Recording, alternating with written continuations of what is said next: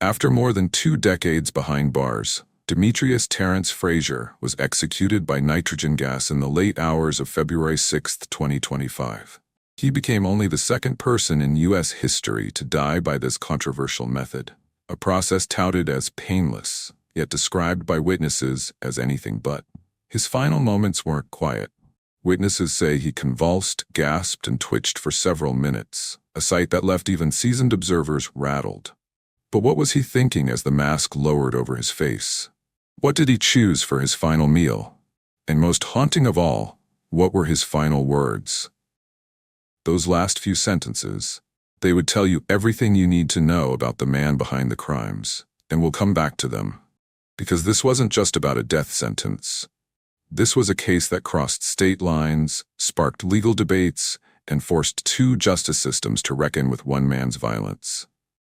He was already serving life in Michigan for the cold-blooded murder of Crystal Kendrick, when Alabama said, "That's not enough." They wanted him back.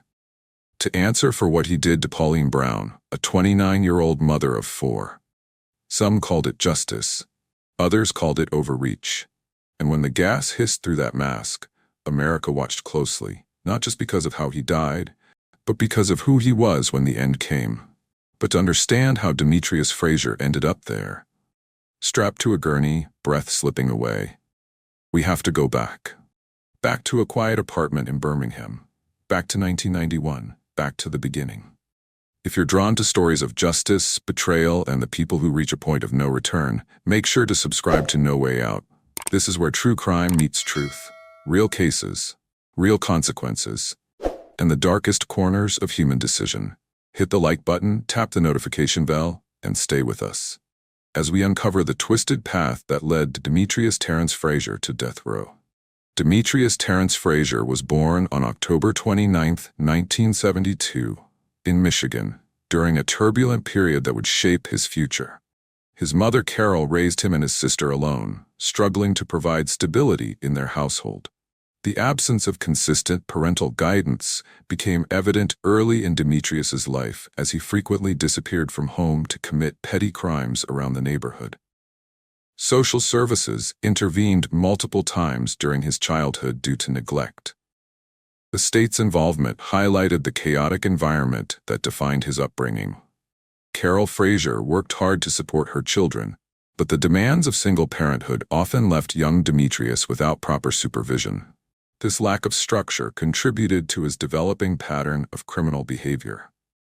By his teenage years, Frasier had already encountered the juvenile justice system. He faced charges for carrying concealed weapons and violated probation for breaking and entering. These early offenses demonstrated an escalating disregard for authority and the law. The pattern of violation and punishment became a recurring theme in his adolescent years. The W.J. Maxey Boys Training School became Frasier's temporary home, a juvenile correctional facility designed to rehabilitate young offenders between ages 12 and 21. During his time there, he managed to obtain his General Educational Development GED, showing that despite his troubled background, he possessed the intellectual capacity to succeed. However, this educational achievement would prove insufficient to redirect his path. Staff at the facility noted his intelligence, but also observed concerning behavioral patterns. Frasier struggled with authority figures and displayed manipulative tendencies that worried counselors. His time at the training school provided structure, but it failed to address the deeper psychological issues that drove his criminal behavior. Upon release, Frasier returned to the same environment that had contributed to his problems. The absence of meaningful opportunities and continued exposure to negative influences meant that his brief period of structured living had little lasting impact. His mother Carol hoped that the experience would change him, but the underlying problems remained unaddressed. The transition back to civilian life proved challenging for Demetrius Frasier. Without the structure and discipline of the correctional facility, he quickly slipped back into old patterns of behavior. The GED he had earned and the vocational skills he had picked up behind bars offered little protection against the gravitational pull of the criminal world that had shaped his youth. It was during this vulnerable and volatile period that Frasier crossed paths with Pauline Brown. Pauline lived a quiet, steady life in Birmingham, Alabama. At 40 years old, she was a devoted mother of 2 daughters and had recently celebrated becoming a grandmother. She worked diligently and maintained close bonds with her family, often serving as the heart of their tight-knit circle. The night of November 27, 1991, began like any other in Birmingham, Alabama. Pauline Brown had settled into her ground-floor apartment, unaware that 19-year-old Demetrius Frasier was walking through her neighborhood. The light visible from her apartment window would prove to be a beacon that attracted the attention of someone looking for an opportunity to commit robbery. Frasier noticed the illuminated apartment and decided to break in. He removed the screen from the window and climbed inside, beginning what he initially planned as a simple burglary. The apartment's accessibility from ground level made it an easy target for someone with criminal intentions. Once inside, Frasier searched through Brown's belongings and discovered a small amount of cash, only $5 to $10. The modest sum disappointed him, prompting him to continue exploring the apartment for more valuable items. His movements through the residence eventually led him to the bedroom where Brown was sleeping. The confrontation began when Frasier woke Brown from her sleep. Startled and frightened, she initially complied with his demands for money, retrieving $80 from her purse. This additional cash represented a significant sum for someone living on a working-class income, but it would not satisfy Frasier's escalating demands. The situation deteriorated when Frasier produced a gun and forced Brown to comply with his sexual demands. The robbery had transformed into a violent sexual assault, with Brown pleading for her life throughout the ordeal. Her desperation and fear filled the apartment as she begged Frasier to take the money and leave. Brown's pleas for mercy fell on deaf ears. After the assault, Frasier shot her in the back of the head. The sound of the gunshot concerned him enough to leave the apartment briefly to check if neighbors had heard the noise. When he returned, he found that Brown had died from her injuries. Rather than fleeing immediately, Frasier continued to search the apartment for additional money and even ate food from Brown's kitchen. This callous behavior after committing murder demonstrated a complete lack of empathy or remorse. He eventually left the apartment and disposed of the weapon, believing he had escaped detection. The crime scene remained undisturbed until Brown's absence from work triggered concern among her colleagues. Her failure to appear for her shift broke the pattern of reliability that had characterized her working life. Tyrone Mitchell's concern grew as the morning progressed without any sign of his coworker and friend, Pauline Brown. Their arrangement for shared transportation to work had been consistent, and Brown's absence without explanation was completely out of character. Mitchell knew that something was seriously wrong when she failed to show up for their agreed-upon meeting time. Unable to reach Brown by phone, Mitchell decided to check on her welfare at her apartment. He brought along 2 maintenance workers who could help gain access to the apartment if necessary. The group arrived at Brown's ground-floor apartment to find it eerily quiet. Their knocks on the door went unanswered, increasing Mitchell's anxiety about his friend's condition. The maintenance workers suggested checking the window, the same entry point that Frasier had used the previous night. When they opened the window and looked inside, they discovered Brown's lifeless body lying face down in the bedroom. The scene confirmed Mitchell's worst fears and revealed the violent nature of her death. The discovery traumatized Mitchell, who had expected to find his friend ill or injured, not murdered. The maintenance workers immediately contacted law enforcement, beginning the official investigation into Brown's death. The Birmingham Police Department responded quickly to the scene, securing the area and beginning their preliminary examination of the crime scene. The evidence suggested a robbery that had escalated into sexual assault and murder. Investigators found signs of forced entry through the window and evidence of the apartment being searched. The modest amount of money missing from Brown's purse, combined with the sexual assault, painted a picture of a crime that had escalated beyond the perpetrator's original intentions. The brutality of the murder shocked even experienced detectives. The crime scene analysis revealed that Brown had been shot execution-style in the back of the head. The positioning of her body and the evidence suggested she had been forced to comply with her attacker's demands before being killed. This information would prove crucial in understanding the sequence of events that led to her death. News of Brown's murder spread quickly through her workplace and neighborhood. The random nature of the crime created fear among residents, particularly those living in ground-floor apartments similar to Brown's. The Birmingham Police Department increased patrols in the area while beginning their search for the perpetrator. In the aftermath of Pauline Starks Brown's 1991 murder in Birmingham, Alabama, Demetrius Terrence Frasier was arrested and charged with capital murder.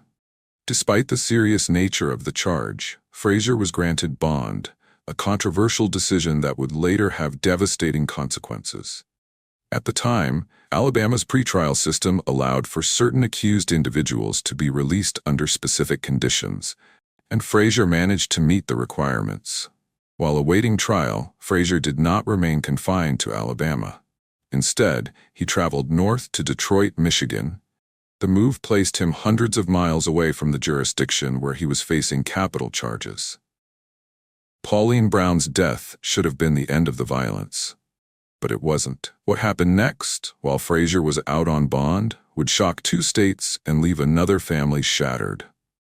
If you're following this case and want to understand how a system meant to protect the public failed twice, don't forget to like this video, subscribe to the channel, and turn on the notification bell. The next chapter reveals how a 14-year-old girl became the second victim, and how her death could have been prevented. Stay with us. Once in Detroit, Frasier's downward spiral continued. Within months of relocating, he committed another violent crime. His path crossed with Crystal Kendrick. Crystal Kendrick, born on March 8, 1992, was just 14. The teenager had been living as a runaway, struggling to survive on the streets after her mother's abandonment and drug addiction had left her without stable family support. Before her mother's addiction took over, Crystal Kendrick was known as a kind and well-behaved child. People believed she had the potential for a better life. But as her mother's drug use worsened, their home became unstable. There were days when even basic needs weren't met. Social services tried to help, but with limited resources, Crystal often ended up without the care and supervision she needed. As a teenager, Crystal sometimes ran away. With no strong support system to protect her, she found herself in unsafe situations. On the early morning of March 8, 1992, her life took a tragic turn.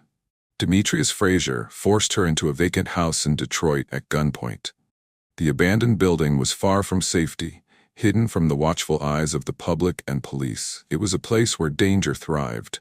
Inside, Frasier told Crystal to undress. He set his gun down as he started to undo his pants. That's when Crystal made a brave decision. She ran. Despite the fear and danger, she saw a small chance to escape and took it. But Frasier quickly grabbed the gun and chased after her. He was determined not to let her get away. Crystal's brief moment of freedom ended when he caught up with her again and shot her, ending the life of a vulnerable teenager who had already suffered through abandonment and neglect. The discovery of Crystal's body in the abandoned house shocked the Detroit community. They found her shot in the head, a brutal end to a young life that had been marked by struggle and abandonment. Detroit police launched their investigation into Crystal Kendrick's murder with the urgency that such a brutal crime demanded. The murder of a 14-year-old girl during an attempted sexual assault represented one of the most serious cases the department could handle. Experienced detectives were assigned to pursue every lead and piece of evidence. The abandoned house where Crystal was found provided crucial evidence for investigators. The crime scene contained physical evidence that would later prove essential in building a case against Frasier. Forensic specialists processed the location thoroughly, collecting DNA evidence, fingerprints, and other materials that could identify the perpetrator. Witness interviews began immediately as police canvassed the neighborhood around the crime scene. The challenges of investigating a crime in an abandoned building in a high-crime area meant that potential witnesses were often reluctant to come forward. However, persistent detective work gradually developed leads that pointed toward Frasier. The investigation revealed that Crystal had been seen with an unknown male on the day of her murder. This information provided a crucial timeline for investigators and helped them focus their efforts. The description of the suspect, though limited, gave detectives a starting point for their search. Detective Monica Childs took charge of the investigation, bringing her experience and dedication to the case. Her methodical approach to gathering evidence and interviewing witnesses would prove crucial in eventually solving the crime. Childs understood that justice for Crystal required thorough and professional police work. The investigation expanded beyond the immediate crime scene to include Crystal's known associates and the places she had been seen recently. This broader approach helped investigators understand her movements in the days leading up to her death and identify potential suspects who had been in contact with her. Physical evidence from the crime scene underwent detailed forensic analysis. The ballistics evidence from the bullet that killed Crystal would later prove essential in connecting the murder weapon to other crimes. DNA evidence, still relatively new in criminal investigations, provided additional avenues for identifying the perpetrator. The investigation faced challenges typical of cases involving runaway victims. Crystal's transient lifestyle meant that establishing a clear timeline of her activities required extensive detective work. However, the severity of the crime ensured that resources were dedicated to solving the case, regardless of the challenges involved.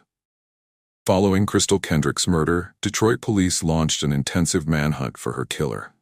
Detroit police apprehended Frasier, then 19, in March 1992, bringing an end to his brief period as a fugitive. His cooperation during the arrest contrasted sharply with the violence he had shown toward his victims. The capture provided relief to the community and to those who had been working to find Crystal's killer. Once in custody, Frasier was interrogated about his involvement in Crystal's murder.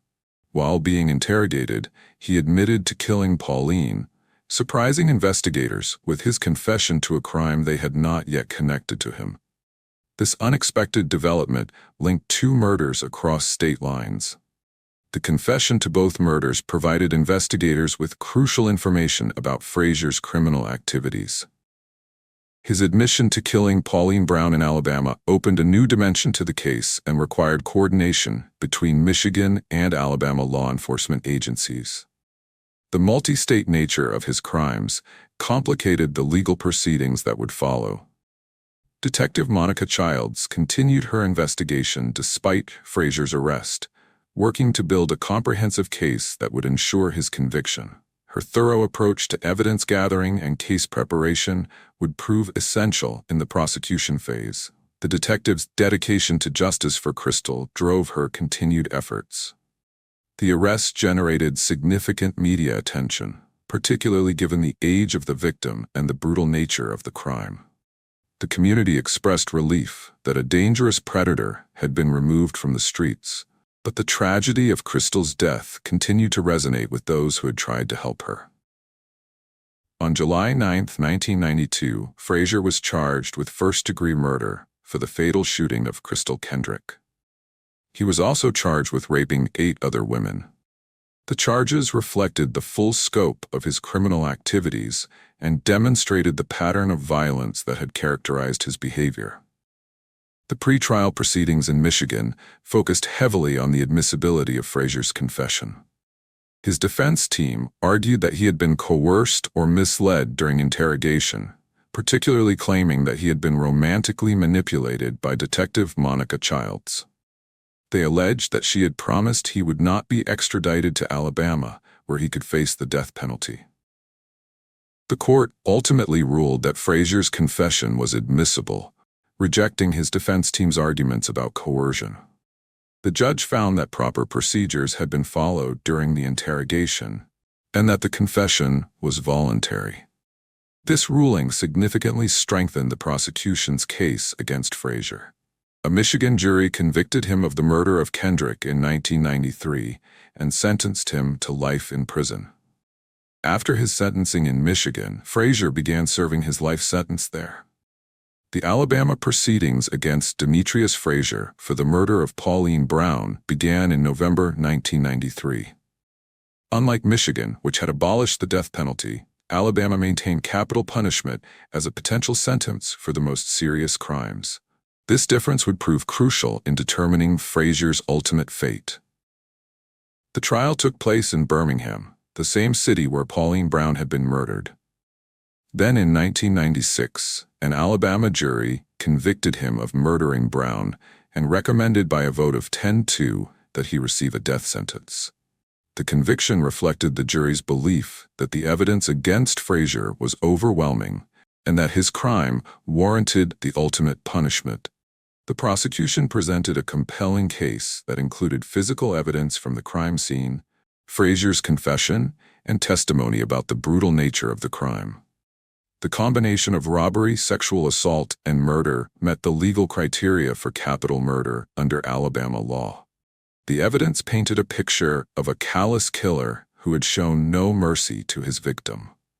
The sentencing phase of the trial focused on whether Frasier deserved the death penalty for his crimes. The prosecution argued that the brutal nature of the murder, combined with his pattern of violence against women, justified the ultimate punishment.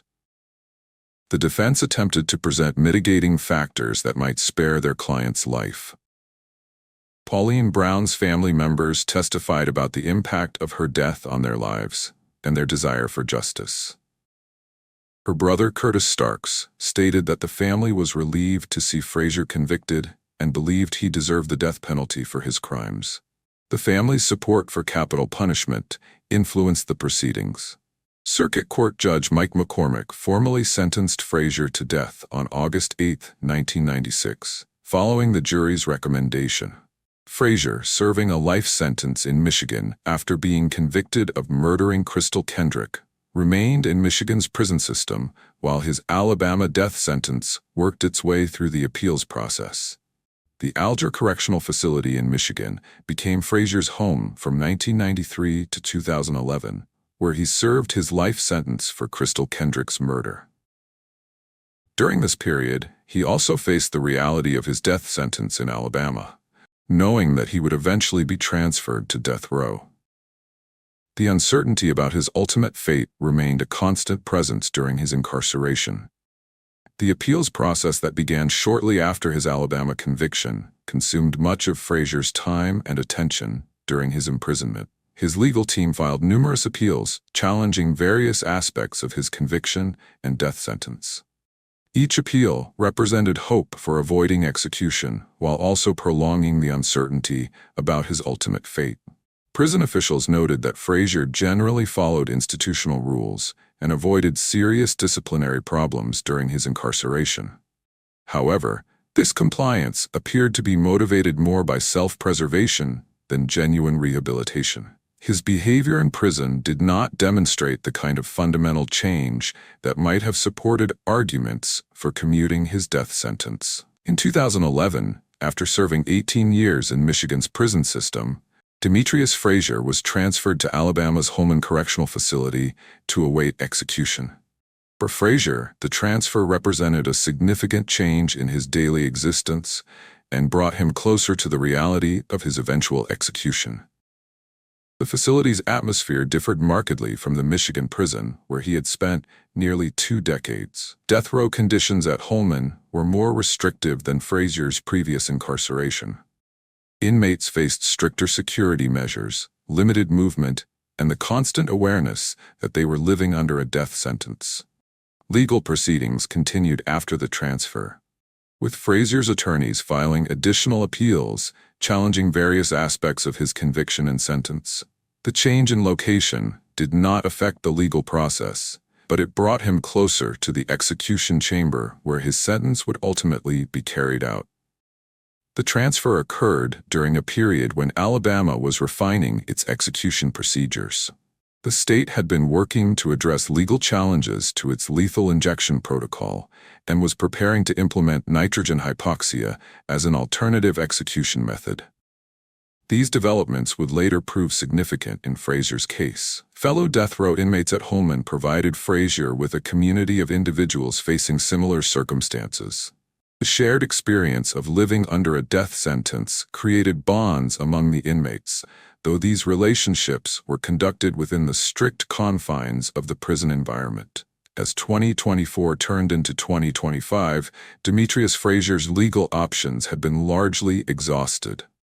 Governor Ivey has set a 30-hour time frame for the execution to occur, beginning at 12 a.m. on Thursday, February 6, 2025, and expiring at 6 a.m. on Friday, February 7, 2025. The execution date represented the culmination of decades of legal proceedings and appeals. Alabama was the first in the nation to utilize the controversial execution method of nitrogen hypoxia. Frasier's legal team filed appeals challenging the use of this relatively untested execution method, arguing that it could cause unnecessary suffering. The appeals focused on constitutional protections against cruel and unusual punishment. The nitrogen hypoxia protocol became a central focus of Frasier's final legal challenges.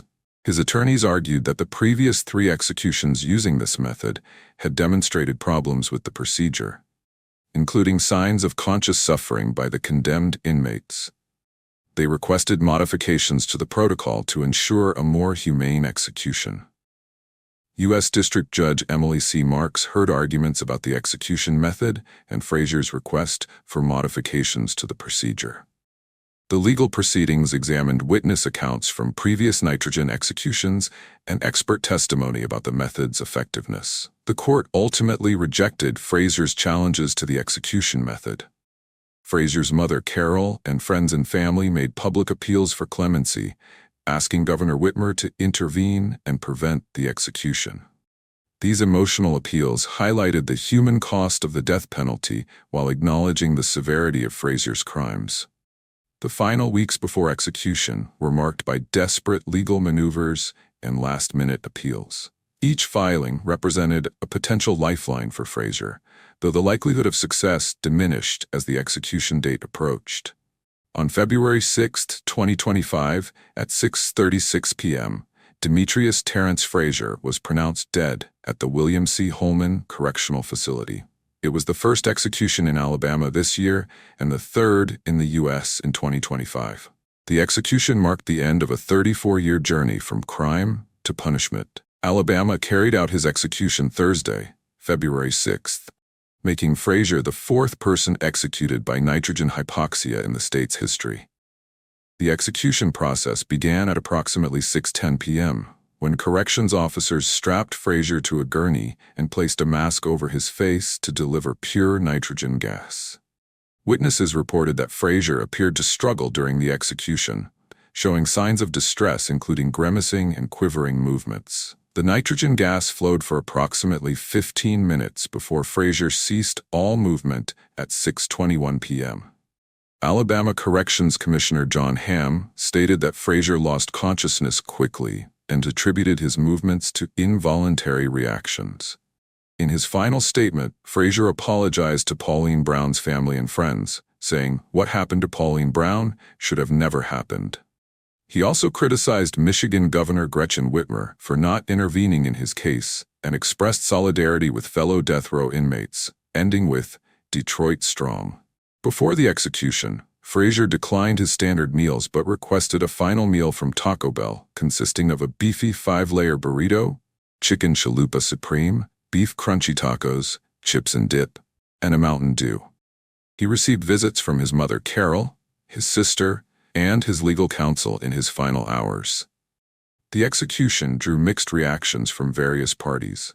Governor Kay Ivey released a statement emphasizing Alabama's commitment to law enforcement, stating that rapists and murderers are not welcome on our streets. She expressed that justice had been served for Pauline Brown and her family. Alabama Attorney General Steve Marshall condemned Frasier as a monster who had left a trail of unspeakable violence, and stated that he had been fairly and appropriately punished for his crimes. The state officials maintained that the execution had been carried out properly and humanely. Curtis Starks Jr., Pauline Brown's nephew, attended the execution and described his aunt as an integral part of their family whose death had been devastating. He remembered her cooking, particularly her red velvet cake, though he admitted he couldn't bring himself to eat the dessert for years after her death. Frasier's defense attorneys criticized the execution and expressed disappointment that Michigan had not intervened to prevent it. They argued that the state should have protected one of its residents from execution, given Michigan's abolition of capital punishment in 1846. The execution concluded a case that had spanned more than 3 decades and involved multiple jurisdictions. For the families of both Pauline Brown and Crystal Kendrick, Frasier's death represented the final chapter in a long journey toward justice. The case highlighted issues surrounding interstate custody of death row inmates and the ongoing debate about execution methods. If you found this story compelling, informative, or important, don't forget to like, share, and subscribe to our channel. We cover real cases, real lives, and the impact they leave behind. Click the bell icon so you never miss an episode. Until next time, stay informed and stay safe.